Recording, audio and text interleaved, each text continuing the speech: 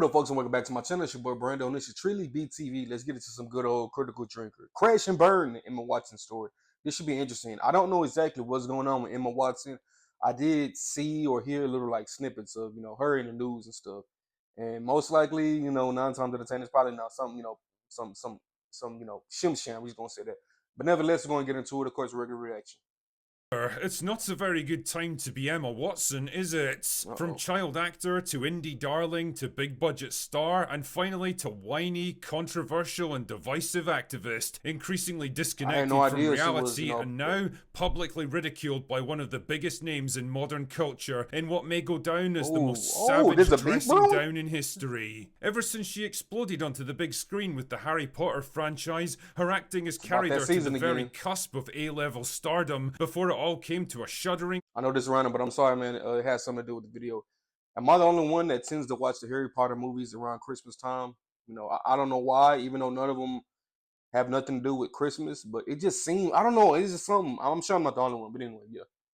Hall in one of the most baffling acts of career self-sabotage outside of Rachel Zegler. It's Hollywood, baby. Yeah, I ain't never gonna let that go. Her reputation, her public image, and her entire worldview on whatever happened to be most popular at the time, never considering that the cultural winds might change and what's popular today might not be popular tomorrow. So saddle up, dear viewer, grab your wizarding wands and whatever other stupid shit they use in Harry Potter, and let us examine the crash and burn of Emma Watson. Emma Charlotte Duer Watson was born in Paris, France in 1990 to a pair of wealthy lawyers. So naturally she grew up with all the benefits of having wealthy parents, private schooling, tuition, multiple homes, and access to any clubs and interests she wanted to pursue, one of which turned out to be acting. Fuck me, she basically is Hermione Granger. Anyway, by 1999, a series of books about a boy wizard were turning out to be pretty popular, and work soon began on adapting them into a movie franchise. For this, they needed a bunch of child actors to play the 3 leads, including Hermione. Their searching soon led them to the Oxford Acting School where Watson was studying, and after no fewer than 8 auditions, she was finally cast in the role. And well, all I can say about her early performances is, you can tell that she was a theatre kid, that's for fucking sure. I'm Hermione Granger, and you are?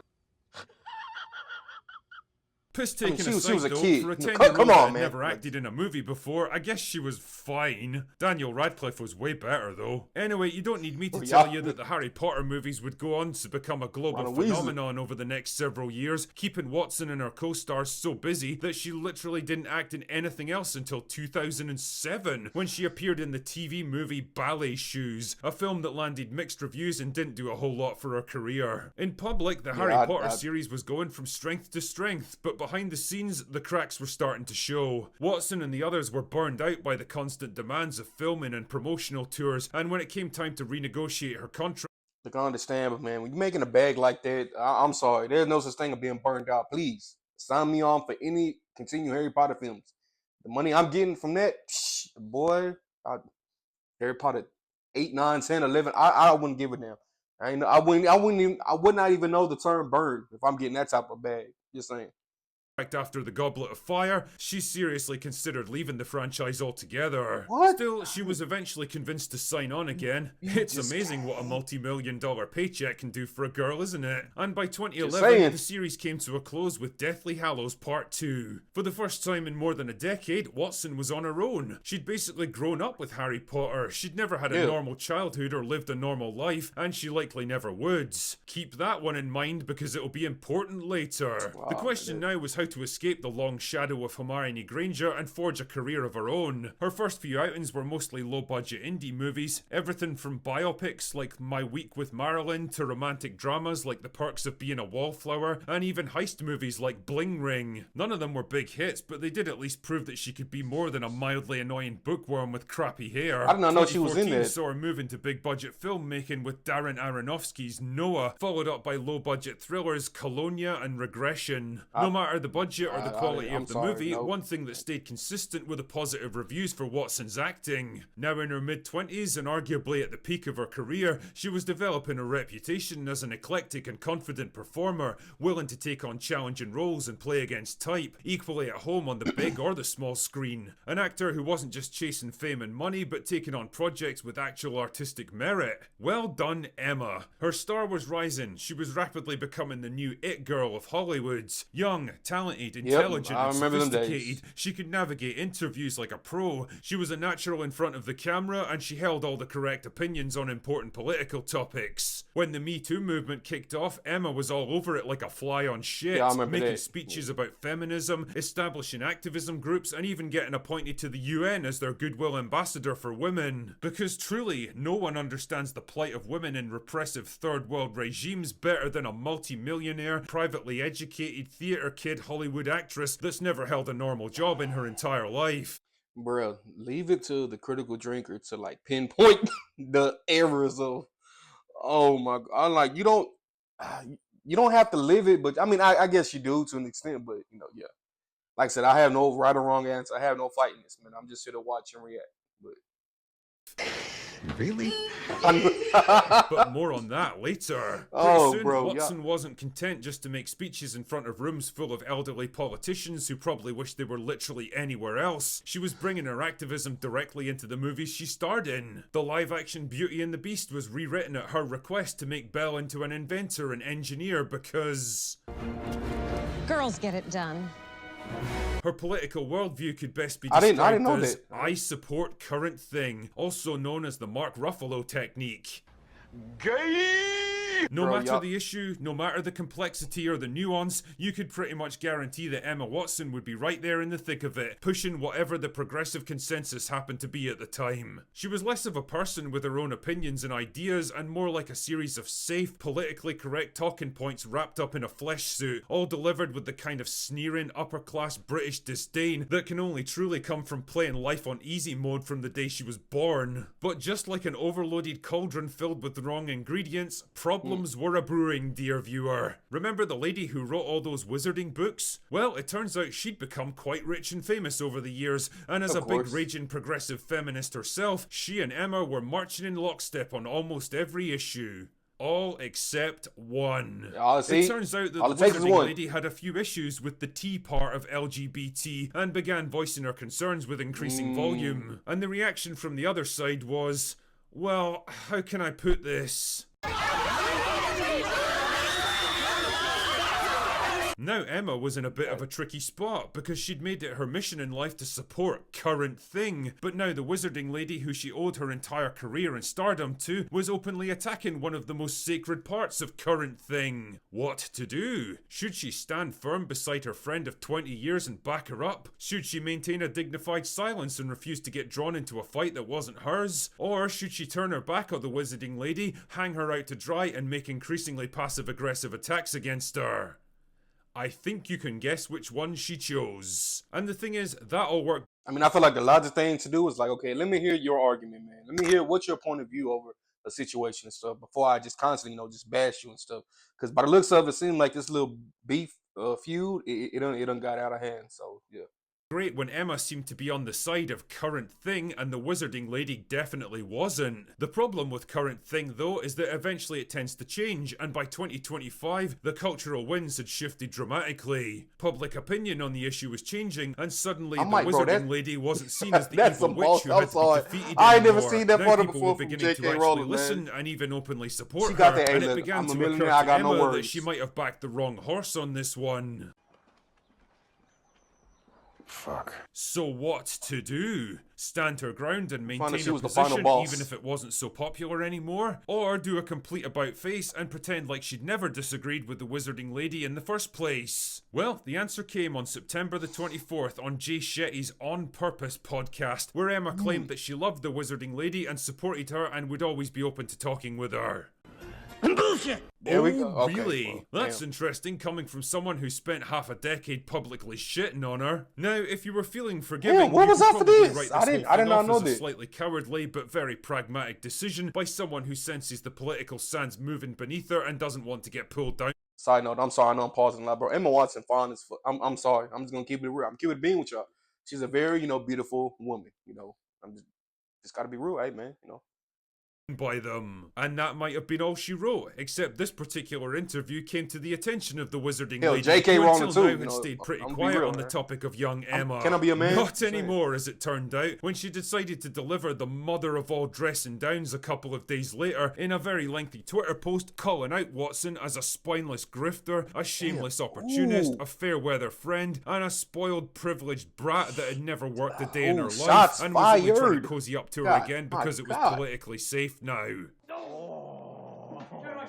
Damn, bro, I've seen Mortal Kombat fatalities that were more forgiving than this. I've seen many a debate, many a scathing put down and brutal rebuttal in my time, but never in all of my days have I witnessed a person publicly dismantled with such brutal finesse. It wasn't just a takedown, it was a full-scale verbal evisceration, and proof that if there's one group of people you really don't want to piss off in the online space, it's fucking writers. Especially billionaire writers with hundreds of millions of fans behind them who built their entire careers out of basically nothing. With that one post, Emma Watson's public persona was transformed from a slightly preachy but relatively respected activist to the living personification of everything that people find so repellent about Hollywood actors. The smug, patronizing, I know better than you attitude, the echo chamber mentality that comes from a life of privilege and luxury, the mindlessly predictable conformity masquerading as sophisticated intellectualism, and worst of all, the willingness to abandon any position the moment it becomes unpopular. She wasn't just opinionated and insufferable, she was a coward. And for someone who built their entire brand on fearlessly speaking truth to power,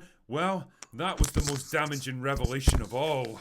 So what's next for Emma Watson? Can she possibly claw her way back from this? Well, her movie career basically ended 5 years ago when she pulled the plug on acting to focus on activism, so I don't really know if there's any momentum left behind her, even if she wanted to make a comeback. She's 35 now, which isn't exactly old, but it ain't exactly young either, and it's definitely not a good age to try to build your career back up after wasting your prime years in the wilderness. She's not likely to make much progress as an activist either now that her cover's been blown and she's willing to soften her position on the whole tea issue. Because if there's one thing that particular group of activists won't accept, it's betrayal. So it kind of feels like she's fucked either way. Emma Watson really is proof that if you stand for nothing, well, you'll fall for anything. Anyway, that's all I've got for today. Go away now. And there you have it. Alright, man, here's my thing. Once again, shout out to the Critical Drinker.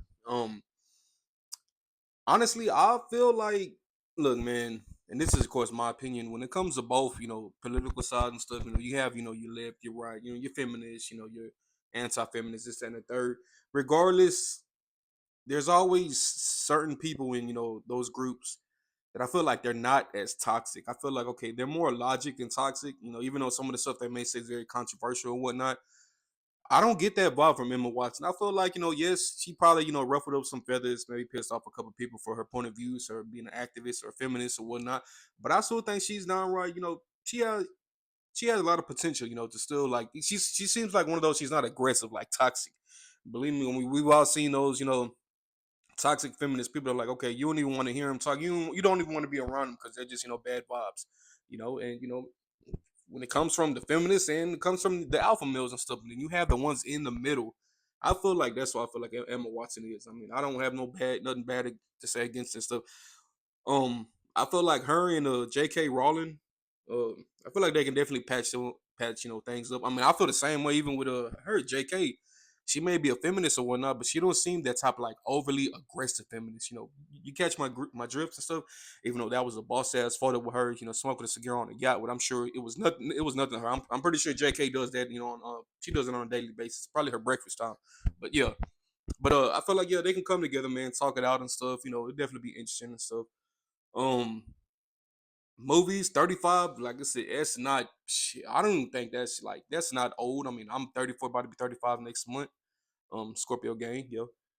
But she still has a huge, career, moving forward. Because I feel like a lot of people still like her, like compared to other, I can't even think of her name, man. The one from the Snow White reboot and stuff. Her, Bria Lawson and stuff. Those type of actresses and stuff. I think that they're, you know, their filming career is right now is very questionable. I feel like Emma Watson, though, I think a lot of people still love her.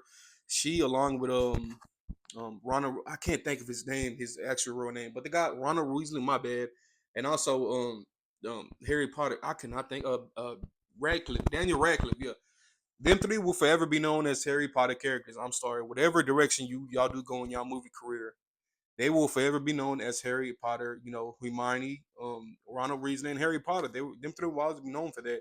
You know, they will be forever loved, man. Well loved for everybody, man. All cultures, all races and stuff. You know, they are Harry Potter forever and stuff. So, you know, I feel like they can't really do nothing wrong unless, you know, some over the top crazy stuff happens. But anyway, I know that's my thoughts about this whole situation. Once again, shout out to the Critical Drinker, and you know, shout out to the whole Harry Potter team, J.K. You know, $1 billion Rowling and stuff, and and also Emma Watson. You know, shout out to her as well. But yep, that concludes today's video, man. Little simple video, not too much crazy. It's your boy Brando, Truly BTV. I cannot thank y'all for all the love and support, and y'all let me know in the comment section below, man. What are y'all thoughts on this whole situation, man? Because I didn't fully know the beef that was brewing between them two and stuff. But I mean, it looks like something that could easily be patched up. You know, if not, like it is what it is and stuff. Hey, man, life keeps going. But once again, I cannot thank y'all for all the love and support. Make sure you hit the post notification bell on this. Y'all won't miss on any future uploads from your boy. All love. I'm out.